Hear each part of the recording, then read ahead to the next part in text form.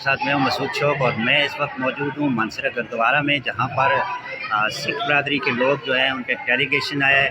اس وقت وہ وزٹ کر رہے ہیں، آئیے ان سے بات کرتے ہیں۔ یہ مناظر آپ دیکھ رہے ہیں سنگھ سبھا گردوارہ مانسہرہ کے، جہاں پر سکھ کمیونٹی کے افراد، خواتین و حضرات یہاں پر موجود ہیں۔ آئیے ان سے بات کرتے ہیں۔ جی آپ کا نام؟ جی میرا نام سردار پروندر سنگھ ہے۔ سردار پروندر جی، حرکت آؤ مانسہرہ تساں ویلکم آختے ہیں۔ تے دسو کہ تسی کتھوں آئے ہو، کنے لوگ ہیں، کنے دن دا دورہ ہے اور کیڑی کیڑی جگہ دے؟ جی میرا نام سردار پروندر سنگھ ہے، میں پشاور کے پی سے آئے ہیں۔ ہمارے ڈیلیگیشن مانسہرہ گردوارہ سنگھ سبھا جو آج یہ تاریخی گردوارے میں کھڑے ہیں، یہ ادھر کا آج وزٹ تھا، اور ابھی جائیں گے یہاں سے شیو مندر۔ لیکن ہمارے یہ گردوارے کو ہم تاریخی گردوارے کے حساب سے بتانا چاہوں کہ یہ ڈیلیگیشن ہم یہ پیج پہ اور انٹرنیٹ پہ ہم دیکھتے تھے، سوشل میڈیا پہ، کہ سکھ سبھا ایک گردوارہ ہے مانسہرہ میں، جو آج اس تاریخ کے حوالے سے آج ہمیں موقع ملا ہے اس گردوارے کا وزٹ کرنے کا اور دیدار کرنے کا۔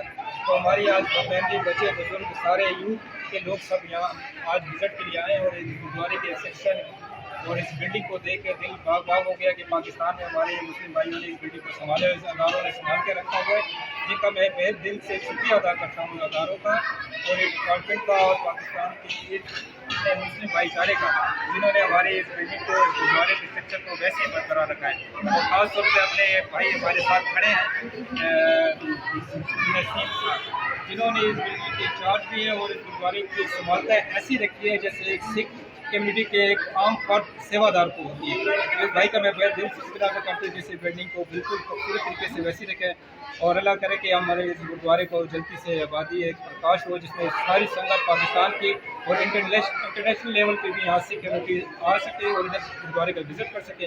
میں آپ میڈیا بھائی کا بھی اور مانسہرہ ڈپارٹمنٹ، سرکاری اداروں کا اور اس گردوارے ڈپارٹمنٹ کا شکریہ ادا کرتا ہوں کہ اللہ کرے کہ یہ گردوارہ جلد آن ہو جائے اور ہمارے یہاں کے سکھ کمیونٹی کے لوگ یہاں آ کے آباد ہو سکیں اور یہاں آ کے اپنی عبادت کر سکیں۔